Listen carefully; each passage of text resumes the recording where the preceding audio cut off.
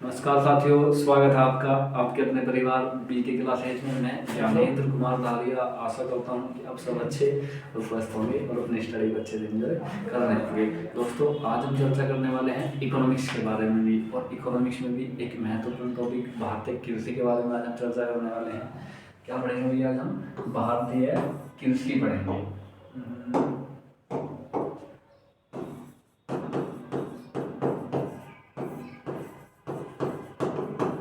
दोस्तों, भारतीय कृषि के बारे में आज हम उन नोट पॉइंट्स को देखेंगे जहाँ से एग्जाम में मोस्टली क्वेश्चन पूछे जाते हैं। भारतीय कृषि का इतिहास क्या है, भारत में कृषि के प्राचीनतम साक्ष्य कहाँ हैं, भारत में कितने प्रकार की फसलें होती हैं, उसमें मेजर फसल कौन सी होती है, जैसे इंपॉर्टेंट क्वेश्चन आते हैं। भारतीय जो कृषि है उसकी जोतें कितनी प्रकार की, जो सीमांत जोत होती है, लघु जोत होती है, बृहद जोत होती है, जोत के प्रकार पूछे जाते हैं ऐसे एग्जाम में, तो हम उन क्वेश्चन को कंप्लीट करेंगे। आज ही की क्लास में हम कृषि का अर्थव्यवस्था में योगदान पढ़ेंगे। आज ही की क्लास में हम देखेंगे भैया भारत में प्राचीनतम फसलें कौन सी हैं जो पहले पाई जाती थी। तो दोस्तों, सबसे पहले देखेंगे हम अपना कृषि के बारे में।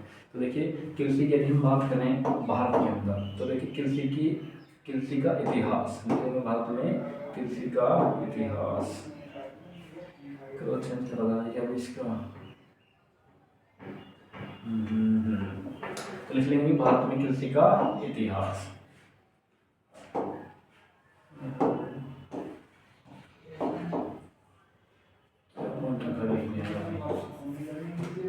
यहाँ पर लिख लेंगे हेडिंग डाल करके भारत में कृषि का इतिहास।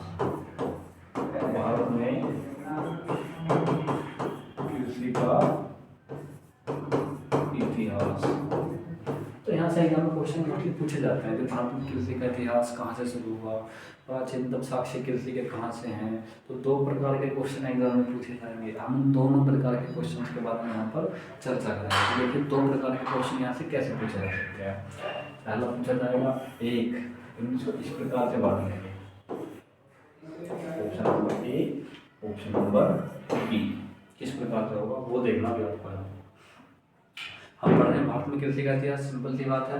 अब हम इसका ऑप्शन नंबर ए डालेंगे तो पहला पॉइंट क्या लिखेंगे, हम पढ़ेंगे हम तो यहाँ पर पहला पॉइंट क्या डालने वाले हैं, तो मतलब देखिए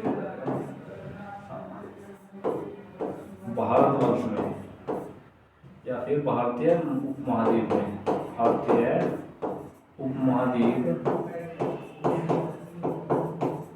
उपमहाद्वीप में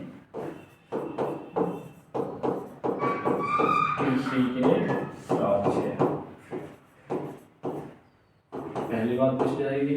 नंबर दो जो आती है, भारत में कृषि के साक्ष्य, भारत में कृषि के साक्ष्य। तो मैं आपसे यहाँ पर बात करूँगी, दो पॉइंट यहाँ पर नजर आ रहे हैं आपको। भारत में कृषि के प्राचीनतम साक्ष्य के बारे में हम यहाँ पर चर्चा करने वाले हैं। तो पहला है भारतीय उपमहाद्वीप में कृषि के साक्ष्य, ये बात पूछी गई है। दूसरा, भारत में कृषि के साक्ष्य। आपको तो भैया दोनों में अंतर क्या है, एक मिनट, दोनों में क्या अंतर है, भारतीय उपमहाद्वीप में और भारत में कृषि के प्राचीनतम साक्ष्य। मैं कहूँ भारत मतलब जो भारत उपमहाद्वीप है उसमें कृषि की बात करें तो आपको नजर आ रहा होगा यहाँ पर एक मैप, क्योंकि आपका यदि ध्यान इस मैप की तरफ गया है तो आपने जरूर सोचा होगा कि भैया मैप का क्या योगदान है यहाँ पर, मैप का आपने यहाँ पर मैप क्यों लगा दिया। तो मैं इस मैप के बारे में आपको बताऊँ भाई। तो ये आपको जो फोटो नजर आ रहा है यहाँ पर मैप वाला, ये यहाँ से लेकर यहाँ तक और यहाँ से लेकर यहाँ तक, ये भारतीय उपमहाद्वीप है। क्या है भैया, भारतीय उपमहाद्वीप, भारतीय उपमहाद्वीप। यदि इस पूरे के अंदर यहाँ से लेकर यहाँ तक और यहाँ से यहाँ तक पूछे, यहाँ पर कृषि के प्राचीनतम साक्ष्य पूछे तो मेहरगढ़ पाकिस्तान में आंसर हो जाएगा। भारतीय उपमहाद्वीप में कृषि के प्राचीनतम साक्ष्य मेहरगढ़ पाकिस्तान में। यदि पूछ ले क्या पूछेगा भाई, यहीं पर मैं आपको दिखाऊंगा अभी नेक्स्ट पॉइंट। यदि एक ही फोटो दिया गया भारत में, यहाँ पर भारत वाला नहीं है, ठीक है, तो वहीं देख लेंगे भाई। यदि ये अपना इसमें इतना भारत नजर आ रहा तो ये वाला ये भारत है, यदि खाली इस भारत में कृषि के साक्ष्य पूछ ले,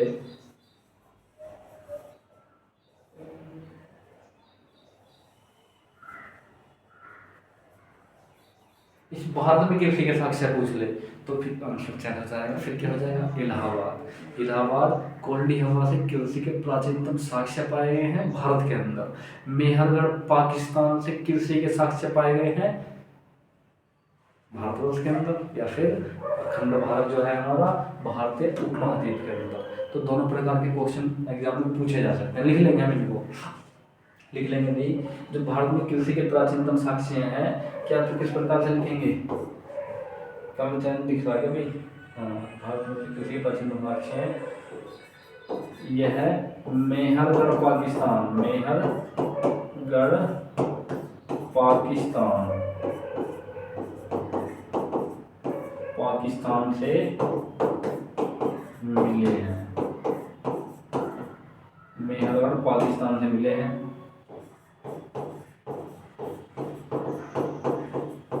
यह साक्ष्य इलाहाबाद कोल्डी हवा से भी पुराने हैं। इलाहाबाद जो है कोल्डी हवा, इलाहाबाद है तो कोल्डी हवा वाला साक्ष्य है जो पाकिस्तान के अंदर कृषि के साक्ष्य पाए गए हैं। जस्ट ये वाले, वो किससे, इलाहाबाद वाले जो कोल्डी हवा वाला साक्ष्य है उससे भी प्राचीनतम साक्ष्य हैं। तो ये कौन से भी है, ये प्राचीनतम हुए। ये पूरे भारतीय उपमहाद्वीप की बात यहाँ पर हो रही है। पूरे भारतीय उपमहाद्वीप में कृषि के प्राचीनतम साक्ष्य मेहरगढ़ पाकिस्तान। यदि पूछ ले भारतवर्ष के अंदर, भारत में जो हमारा वर्तमान भारत है, इसमें कृषि के प्राचीनतम साक्ष्य है, तो फिर इलाहाबाद हमारा राइट आंसर हो जाएगा। फिर क्या होगा भैया, इलाहाबाद हमारा राइट आंसर हो जाएगा। तो देखना यहाँ पर जो कृषि के साक्ष्य मिले हैं वो इलाहाबाद कोल्डी हवा से भी पुराने हैं, लिख लेंगे। कोल्डी हवा वाला स्थान जो है उससे भी प्राचीनतम साक्ष्य है मेहरगढ़ वाले। तो आपको ध्यान रखना, मेहरगढ़ ऑप्शन में आंसर हो जाएगा कि कृषि के प्राचीनतम साक्ष्य कहाँ से पाए गए, मेहरगढ़ पाकिस्तान से। इलाहाबाद से भी पुराने हैं। तो ये बात ध्यान रखनी है। दूसरा किस प्रकार से एग्जाम में क्वेश्चन पूछा जाएगा, दूसरा पूछा जाएगा, मैंने आपको बताया ना, भारत में कृषि के प्राचीनतम साक्ष्य, यहाँ पर भारतीय उपमहाद्वीप है और यहाँ पर क्या है, केवल भारत में कृषि के प्राचीनतम साक्ष्य है। तो क्या हो जाएगा भैया, फिर वो कौन सा हो जाएगा, फिर हो जाएगा फिर हो जाएगा भारत में कृषि के प्राचीनतम साक्ष्य पूछेगा तो यह है इलाहाबाद। इलाहाबाद कोल्डी हवा से मिले हैं, कोल्डी हवा से मिले हैं। किस रूप में मिले हैं, यह चावल की भूसी के रूप में मिले हैं। यह चावल की भूसी के रूप में मिले हैं। आपको एक बात समझ में आई, मैंने आपको बताई भारतीय उपमहाद्वीप पूछे तो मेहरगढ़ पाकिस्तान, क्योंकि भारतीय उपमहाद्वीप की बात हो रही है तो भारतीय उपमहाद्वीप में कृषि के साक्ष्य मेहरगढ़ पाकिस्तान से मिले हैं। सिंपल सी बात है। दूसरा पूछ लेगा नहीं, जो भारत है, खाली भारत की बात है, भारत में कृषि के साक्ष्य कहाँ मिले, इलाहाबाद कोल्डी हवा से मिले हैं। सिंपल सी बात है। यहाँ से एग्जाम में क्वेश्चन पूछा जा सकता है, इलाहाबाद कोल्डी हवा। आपको ये जानकारी प्राप्त होगी भैया, कोल्डी हवा इलाहाबाद से मिले हैं। और ये बाद के हैं, प्राचीनतम कहाँ से मिले हैं भैया, वो मेहरगढ़ पाकिस्तान से मिले। यहाँ से एग्जाम में क्वेश्चन पूछा जा सकता है। दूसरी बात जो क्वेश्चन पूछा जाएगा यहाँ से, अब ये बात तो आपको पता चलेगी भाई।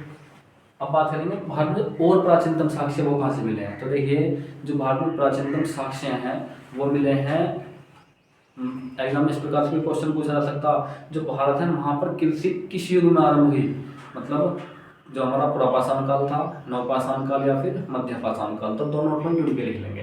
तो देखिए जो हमारे भारतवर्ष है, भारतवर्ष के अंदर जो पशुपालन था वो तो मध्यपाषाण काल में ही आरंभ हो चुका था, लेकिन जो कृषि के साक्ष्य मिले हैं वो नवपाषाण काल के हैं और चावल की भूसी के रूप में मिले हैं। तो इस प्रकार से एग्जाम में क्वेश्चन पूछा जा सकता। दूसरा क्या पूछा जाएगा, जो भारतीय कृषि है, इसी भारतीय कृषि में सबसे पहला पशु कौन सा मनुष्य के द्वारा पाला गया, तो वो कुत्ता था। तो यहाँ से ये क्वेश्चन आपको आने बहुत जरूरी है। आप कहोगे भैया आप कृषि पढ़ाने लगे और कृषि में तो आपने हिस्ट्री शुरू कर दी। मैंने कहा यहाँ से एग्जाम हिस्ट्री में पूछे जाते हैं क्वेश्चन, तो हम उन सभी को जो नोट पॉइंट है सभी को क्लियर करते हुए चलेंगे। मैं आपको ये बात समझ में आई कि भारतवर्ष वाली, यदि पूरे भारतवर्ष की, अखंड भारत की बात करें तो फिर मेहरगढ़ पाकिस्तान राइट आंसर हो जाएगा भाई। मेहरगढ़ पाकिस्तान राइट आंसर हो जाएगा यदि पूरे अखंड भारत की बात करें। यदि बात करें खाली भारत की तो फिर इलाहाबाद कोल्ड हो जाएगा। तो यहाँ से एग्जाम रिलेट करके आपको जाना, नोट पॉइंट रिलेट करके एग्जाम में जाना। तो यह बात आपको समझ में आई। नोट पॉइंट लिखेंगे भाई, तीसरा नोट पॉइंट, यहां से नोट पॉइंट लिख लेंगे। अब वो क्या होगा भाई,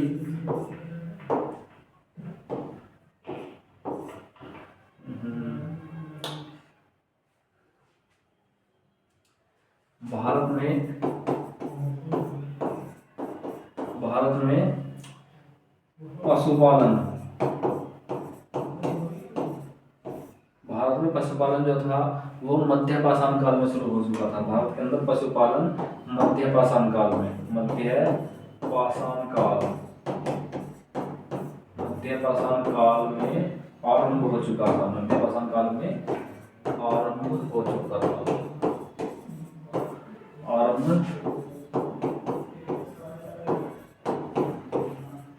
भाई एक नोट पॉइंट हो जाएगा पहला वाला। दूसरा लिख लेंगे कृषि से संबंधित। पशुपालन कृषि के अंतर्गत आता, पशुपालन किसके अंतर्गत आएगा, कृषि के अंतर्गत आएगा। तो एक नोट पॉइंट दूसरा लिख लेंगे। दूसरा नोट पॉइंट क्या होगा वो देखना भी, लिख लेंगे भारत में कृषि की शुरुआत, भारत में कृषि की शुरुआत किस युग में हुई। भारत में कृषि की शुरुआत है वो नवपाषाण काल के अंतर्गत हुई थी। किसके, नवपाषाण काल में हुई थी।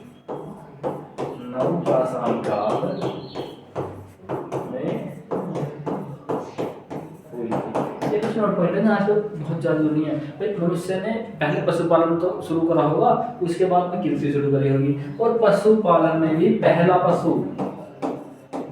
पशु कौन सा था, तो पहला पशु की यदि बात करेंगे तो आपको कुत्ता लगा देना आंख नीच करके। पहला पशु कुत्ता था भाई। इस प्रकार से एग्जाम में क्वेश्चन पूछा जा सकता।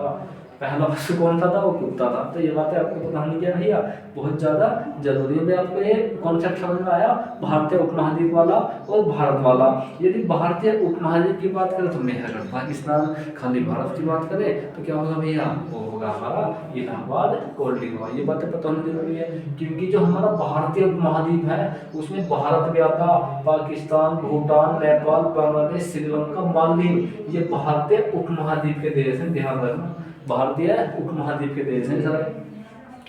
म्यांमार को भी आता है इसमें, बांग्लादेश, अफगानिस्तान आता, तो अफगानिस्तान के भारत उपमहाद्वीप में आता, वो नहीं आता। तो ये एग्जाम स्टैटिक का भी क्वेश्चन पूछा जा सकता है यहाँ से। हालांकि आपको भारतीय कृषि कंप्लीट करनी है, उसी के बारे में देखना।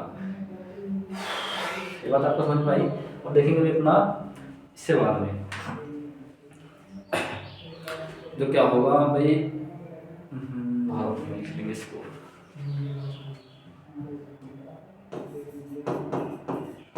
अब लिख लेंगे भाई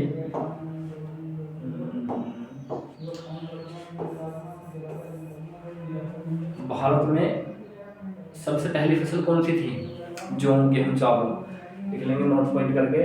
नोट पॉइंट नंबर 3, भारत में प्राचीन फसलों का क्रम, प्राचीन फसलों का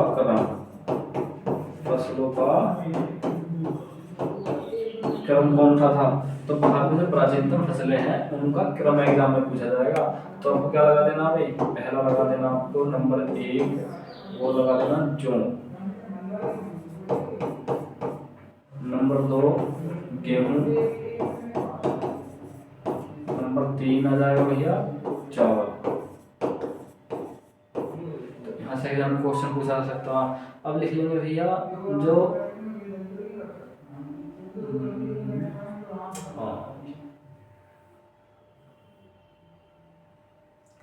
इतनी बात समझ में आई। अब इसके बाद में क्या करेंगे, इसके बाद में हम फसलों के प्रकार पढ़ेंगे, कौन सी फसलें किस प्रकार की होती हैं, रबी, खरीफ, जायद। तो लिख लेंगे कृषि की फसलें, कृषि की फसलें और उसके प्रकार। नोट पॉइंट लिखेंगे और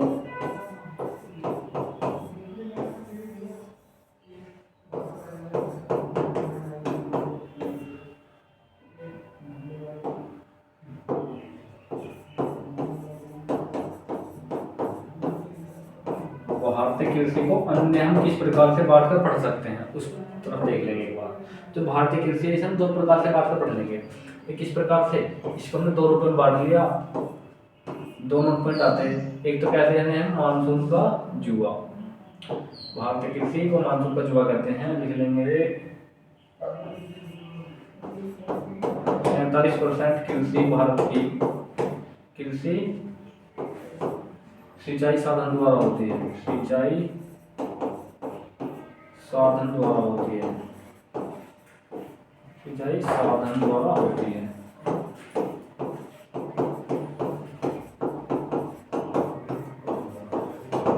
वहीं पर यदि हम बात करें, वहीं पर यदि हम बात करें भाई, जो दूसरा पॉइंट है वो कितनी होगी भैया, 53%। भारत की 53% कृषि किसके ऊपर डिपेंड है भैया, मानसून के ऊपर डिपेंड है। 53% कृषि मानसून पर निर्भर है, मानसून पर निर्भर है। यही कारण है, यही एकमात्र दूसरा कारण है जो मैंने आपको बताया भाई। इसी कारण भारतीय कृषि को मानसून का जुआ कहते हैं। लिख लेंगे इस नोट पॉइंट को भी, इसी कारण भारतीय कृषि को मानसून का जुआ कहते हैं। इसी कारण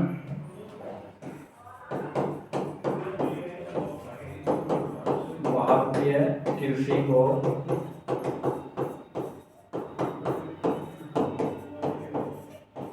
मानसून का जुआ कहते हैं भाई। इसी कारण भारतीय कृषि को मानसून का जुआ कहेंगे। सिंपल सी बात है भाई। 47% कृषि सिंचाई साधनों के द्वारा हो रही है, 47% तो हो रही है, लेकिन 53% कृषि मानसून यानी बादलों के वर्षा के ऊपर निर्भर करती है भारत की। तो इसी कारण भारतीय कृषि को मानसून का जुआ कहते हैं। तो ये नोट पॉइंट आपको यहाँ से एग्जाम में क्वेश्चन पूछा जा सकता। अब लिख लेंगे भारतीय कृषि की फसलें। भारतीय कृषि को हम कितने रूपों में बांट सकते हैं, भारतीय कृषि को हम अन्य कितने रूपों में बांट सकते हैं, दूसरा नोट में लिख लेंगे। फिर भारतीय कैसे बांटेंगे इसको देखना। हम इसको 3 रूप में बांटेंगे, रबी, खरीफ और जायद। रबी, खरीफ और जायद वो कौन सी फसलें होंगी उनके बारे में डिटेल से हालांकि चर्चा करेंगे बाद में। भारतीय कृषि को फिलहाल हम 3 रूप में बांटेंगे। पहली एक लिख लेंगे इसके बारे में, पहली होगी रबी की फसलें, रबी की फसलें, रबी की फसलें होंगी। नंबर 2 और होंगी हमारी खरीफ की फसलें, खरीफ की फसलें। और जो नंबर 3 यहाँ पर आने वाला है वो होगी जायद की फसलें, जायद। अब हम इन सभी फसलों के बारे में डिटेल से चर्चा करने वाले हैं। रबी की फसलें कौन सी होंगी, खरीफ की कौन सी होंगी और जायद की कौन सी होंगी। तो देखेंगे भाई इन सभी फसलों के बारे में।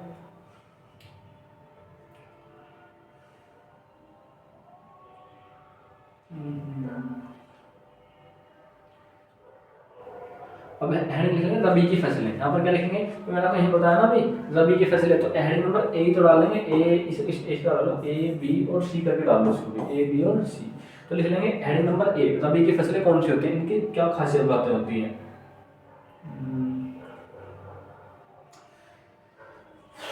यहीं पर लिख लेंगे भाई रबी की फसलें।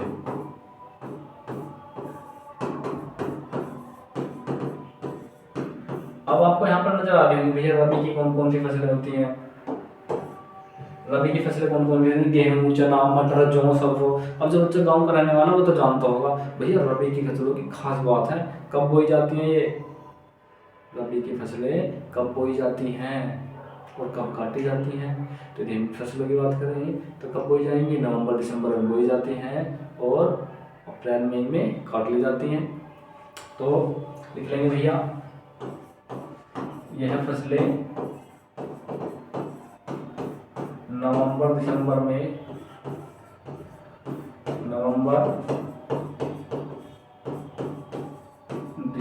में बोई जाती हैं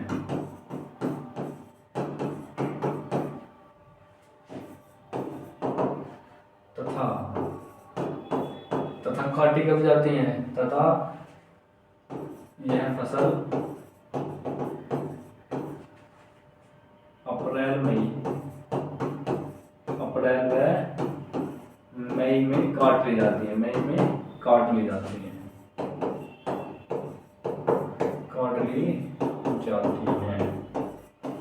इन फसलों को ज़्यादा पानी की आवश्यकता नहीं होती, केवल एवरेज पानी की जरूरत है। गेहूँ हुआ, चना हुआ, मटर, जौ, सरसों, सभी किस में आएंगे भैया, वे सभी रबी की फसलों के अंतर्गत आती हैं। एग्जाम्पल के रूप में लिख लेंगे, यहाँ पर लिख लेंगे कौन कौन सी फसलें होंगी, जैसे गेहूँ, चना, मटर, जौ, राई और सरसों। अब आप कहेंगे भैया एग्जाम में क्वेश्चन कैसे पूछा जाएगा रबी की फसलों से, तो बहुत सारे ऑप्शन दे दिए जाएंगे, खरबूजा, तरबूज, खीरा, ककड़ी, मक्का, ज्वार, बाजरा और एक फसल इनमें से देगा गेहूं, चना, मटर, ज्वार। 4 ऑप्शन होंगे आपके पास में, इनमें से कोई सा एक ऑप्शन आपको वहां पर रखा मिलेगा कि निम्नलिखित में से कौन सी फसल रबी की फसल है। तो भाई गेहूं, चना, मटर, जौ, राई, ज्वार, सरसों सभी किसकी फसल है भैया, रबी की फसलें हैं। गेहूं, चना, मटर, जौ, सरसों इसी के अंदर लिख लेंगे, राई भी इसी के अंतर्गत आती है, रबी की फसलों के अंतर्गत। तो मिलान कर लेके ले आते हैं क्वेश्चन एग्जाम में यहाँ से। तो आपको रबी की फसलों के बारे में जानकारी मिली। नेक्स्ट पॉइंट की तरफ चलेंगे अपने। अब देखेंगे भैया अपनी खरीफ की फसलें।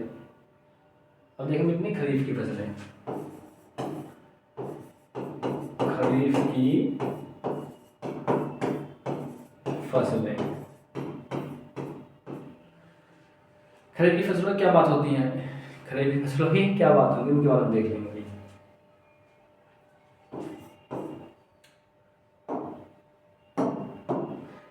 यह फसल यानी खरीफ की जो फसल है वो कब बोई जाएगी, खरीफ की फसलें मई जून, खरीफ की फसलें जून जुलाई में बोई जाती हैं,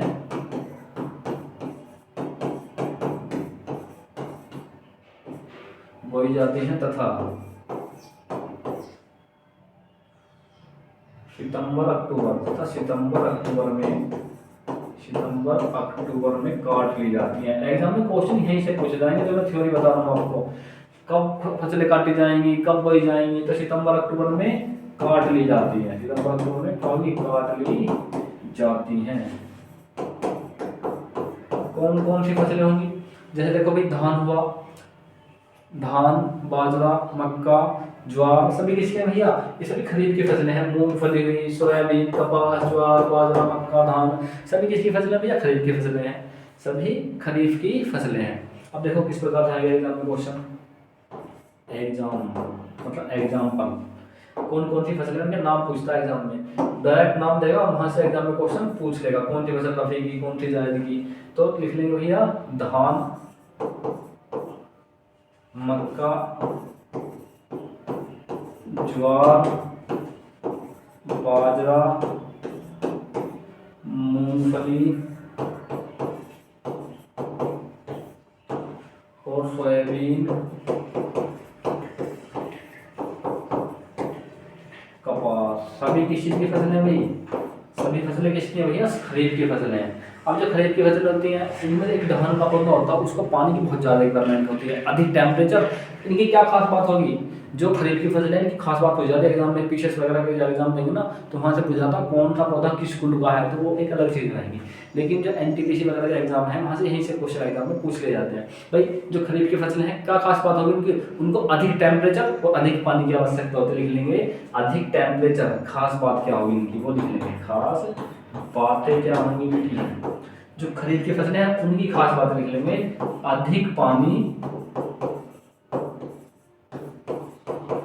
भी अधिक चाहिए और अधिक टेम्परेचर होना जरूरी है, अधिक तापमान होना जरूरी है भाई। तो यहाँ से एग्जाम में इस प्रकार से एग्जाम में क्वेश्चन पूछा जा सकता है। खरीफ की फसल आपको सिंपल सी बात कंप्लीट हो गई। देख लो अपनी जायद की फसलें, देख लेंगे जायद की फसलें नंबर 3, जायद की फसलें। जो जायद की फसलें होंगी उनके बारे में चर्चा करने वाले हैं। जायद की फसलें, अब ये जो फसलें होती हैं ये क्या होती हैं भैया, इन्हें अधिक लिख लेंगे। ये है फसल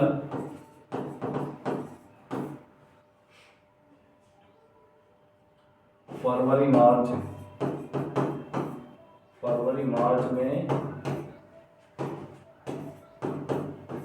बोई जाती हैं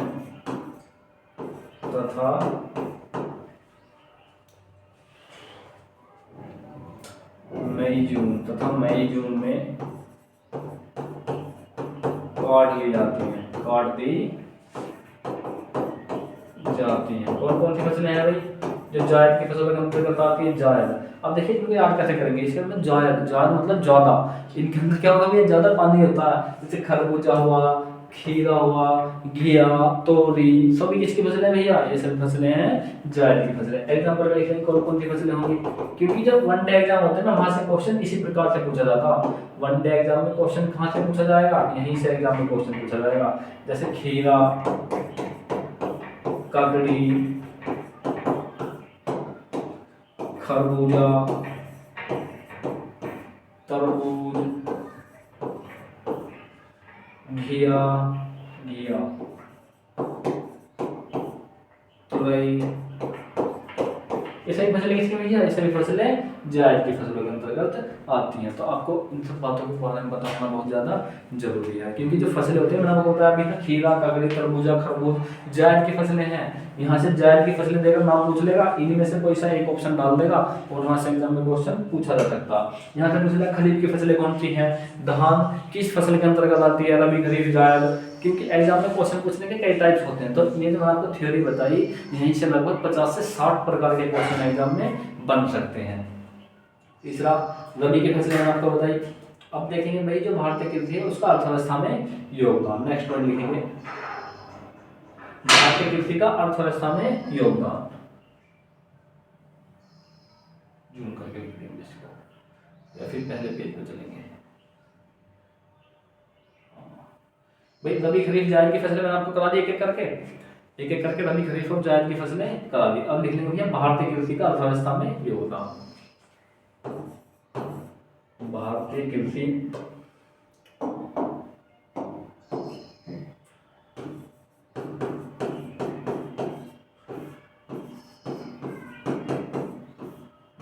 कृषि का अर्थव्यवस्था में योगदान।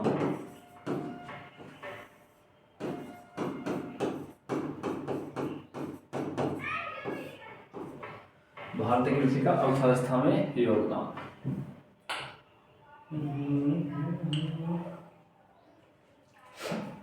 क्या ध्यान है, भारतीय कृषि को अर्थव्यवस्था के प्रथम सेक्टर के अंतर्गत रखा है। लेकिन एक प्रकार से एग्जाम्पल के रूप में आपको समझाऊं भाई, जो होती है हमारी जीडीपी का नाम आपने सुना होगा। जीडीपी में 3 सेक्टर पाए जाते हैं। जीडीपी में कितने सेक्टर पाए जाएंगे, पहले 3 सेक्टर। सेक्टर नंबर 1 प्राथमिक सेक्टर, प्राथमिक क्षेत्र।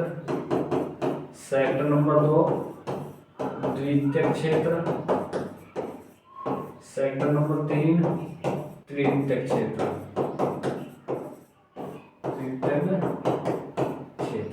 तीन सेक्टर पाए जाते हैं इस अर्थव्यवस्था के अंदर, प्राथमिक, द्वितीयक और तृतीयक सेक्टर। अब जो ये सेक्टर है इन्हीं में से जो प्रथम सेक्टर है इसी के अंतर्गत आती है भारतीय कृषि या फिर कृषि क्षेत्र। प्राथमिक सेक्टर के अंतर्गत आता है, द्वितीयक सेक्टर के अंतर्गत आता है उद्योग धंधे आते हैं भैया, उद्योग धंधे आते हैं। तीसरे के अंदर आता है भैया सेवा क्षेत्र आता है। यदि आपने इकोनॉमिक्स की हमारी सभी क्लासें देखी हैं तो ये चीज़ आपको अच्छी तरह से आती होंगी, कृषि क्षेत्र प्राथमिक क्षेत्र के अंतर्गत आएगा। और जो द्वितीयक क्षेत्र है उद्योग धंधे वो पूरी तरह से डिपेंड है कृषि क्षेत्र के अंतर्गत, पूरी तरह से डिपेंड है कृषि क्षेत्र के अंतर्गत। सिंपल सी बात है भैया, लिख लेंगे कृषि को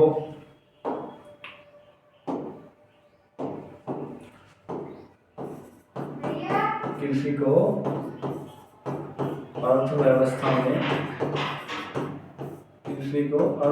में प्रथम सेक्टर के अंतर्गत रखा गया है, प्रथम सेक्टर के अंदर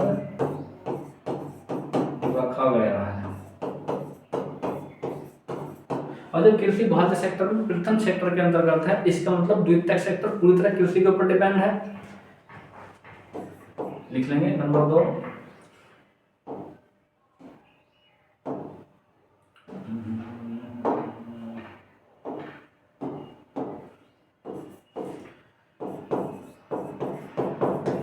द्वितीयक सेक्टर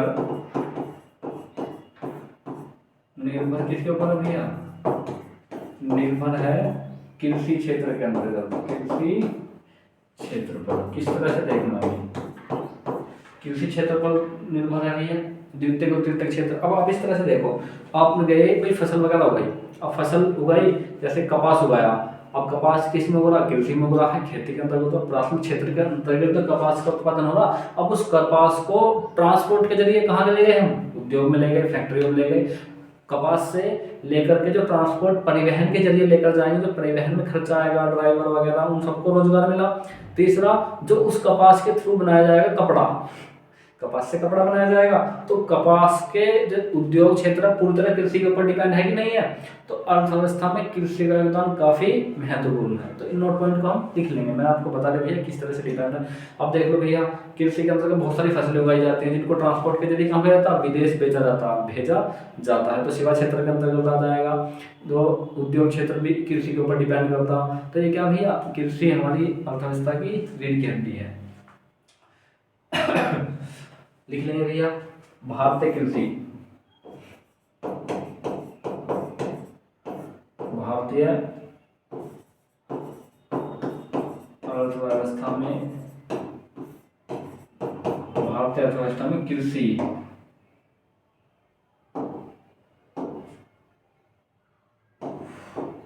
अर्थव्यवस्था में कृषि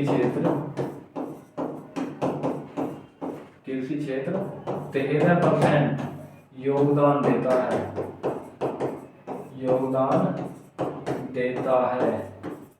अब हो गया 13%। और लेकिन जीडीपी क्या होती है? अर्थव्यवस्था। मैंने कहा भाई यहाँ से लेकर किसी क्षेत्र के अंतर्गत वस्तुओं का जो उत्पादित वस्तुएं होती हैं उनका कुल मौद्रिक मूल्य है, जीडीपी कहलाता है। मान लीजिए यहाँ पर 100 रुपए की कुल फसल होगी, मतलब 100 रुपए का कुल उत्पादन हुआ, तो उसमें से 13% मतलब 13 रुपए का योगदान है कृषि का। तो यहाँ से इस प्रकार से एग्जाम में क्वेश्चन बन सकता है भाई। और इसी कृषि में 13% योगदान रहता, और इसमें भी समुद्री खाद्य पेय पदार्थों का सबसे ज्यादा योगदान रहता। तो ये बात आपको बतानी जरूरी है। यहाँ से एग्जाम सिंपल था, इतना क्वेश्चन पूछा जा सकता है अर्थव्यवस्था का जीडीपी से संबंध। अब लिख लेंगे भैया भारतीय जोते और उनका प्रकार, लिख लेंगे नोट पॉइंट नंबर अगला।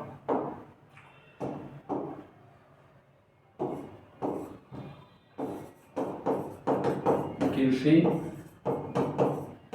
जोत व उनका प्रकार,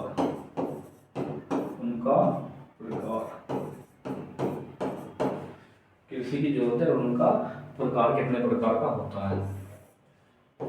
तो उनको हम 3 रूप में बांट सकते हैं। पहली कौन सी भैया? सीमांत जोत, दूसरी लघु, और तीसरी कौन सा जाएगी भैया? बड़ाहट। अब देखिए जो सीमांत जोत है भारतीय कृषि को 3 ग्रुप में बांटा जा रहा, ए, बी और सी।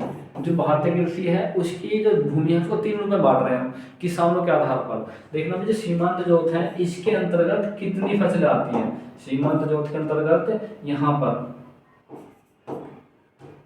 1 हेक्टेयर तक सीमांत जोत के अंतर्गत आते हैं। 1 हेक्टेयर तक लिख लेंगे। 1 हेक्टेयर से 1 हेक्टेयर से अधिक, 1 हेक्टेयर से अधिक, 4 हेक्टेयर से कम, 4 हेक्टेयर से कम। भाई 1 हेक्टेयर से तो अधिक हो, 1 हेक्टेयर से अधिक हो और 4 हेक्टेयर से कम हो, वो किस क्षेत्र के अंतर्गत आती है? लघु क्षेत्र के अंतर्गत। भूमि की बात हो रही है, भूमि, लिख लेंगे भूमि। 1 हेक्टेयर तक भूमि किसमें आएगी भैया? सीमांत क्षेत्र के अंतर्गत आएगी। 1 हेक्टेयर से अधिक हो, 4 हेक्टेयर से कम भूमि हो, तो किस क्षेत्र में आएगी? लघु, लघु जोत के अंतर्गत आएगी। बात करें वृहद जोत, वृहद जोत क्या होती है भाई? यदि हम वृहद जोत की बात करें तो वो क्या होगी? लिख लेंगे 4 हेक्टेयर से अधिक, 4 हेक्टेयर से अधिक, 4 हेक्टेयर से अधिक, अधिक भूमि किसमें आएगी भैया? वृहद जोत के अंतर्गत आती है। आपको भैया जो अर्थव्यवस्था में जोत का प्रकार, अब देखो भी जो अर्थव्यवस्था है उसमें जोत का क्या प्रभाव पड़ता है? जनसंख्या निरंतर बढ़ती जा रही है। किसी व्यक्ति के पास में पहले 100 बीघा जमीन थी, उसके 2 बच्चे हुए तो प्रत्येक पर कितनी आई? 50-50 बीघे। फिर उन 2 के 2-2 बच्चे हुए, प्रत्येक पर कितने? 25 बीघे। फिर उन 2 के 2 बच्चे हुए, कितनी? 12.5 बीघे। तो इस प्रकार से जमीनें क्या घटती जा रही है। जोत का प्रकार भारत में निरंतर घटता जा रहा है। एग्जाम में सिंपल सा क्वेश्चन यहाँ से स्टेबल से एग्जाम में क्वेश्चन आएगा, सीमांत जोत में कितनी भूमि रखी गई है, लघु जोत में कितनी है, वृहद जोत के अंतर्गत कितनी भूमि रखी गई है। तो लिख लेंगे note point, note point. Bharat में औसत, औसत जोत कितना रखा गया है भारत के अंदर? वो रखा गया है भैया 1.5 हेक्टेयर, 1.5 हेक्टेयर है। वहीं पर यदि हम बात करें अमेरिका की, तो अमेरिका में एवरेज जो जोत का प्रकार है वो 159 हेक्टेयर है। बात करें रशिया की, तो वहां पर कितना भैया? लगभग 2900 हेक्टेयर प्रत्येक व्यक्ति के पास में भूमि पड़ती है। ऑस्ट्रेलिया में 1900 हेक्टेयर के समथिंग भूमि पड़ती है। तो यहाँ से एग्जाम में इतने प्रकार के क्वेश्चन बन सकते हैं। तो दोस्तों आज ही क्लास में हमने अपनी भारतीय कृषि को कंप्लीट करा। यदि आपको हमारी वीडियो अच्छी लगी हो तो वीडियो को लाइक करें, कमेंट करें और शेयर करें। और दोस्तों मिलते हैं अपनी नेक्स्ट क्लास में। और हाँ, नेक्स्ट क्लास में हम चर्चा करने वाले हैं हरित क्रांति के बारे में। तो दोस्तों यदि आपको हमारी वीडियो अच्छी लगी हो तो इसे लाइक करें, कमेंट करें, शेयर करें और हाँ, हमारे चैनल को सब्सक्राइब करना ना भूलें। जय हिंद, मिलते हैं अपनी नेक्स्ट क्लास में।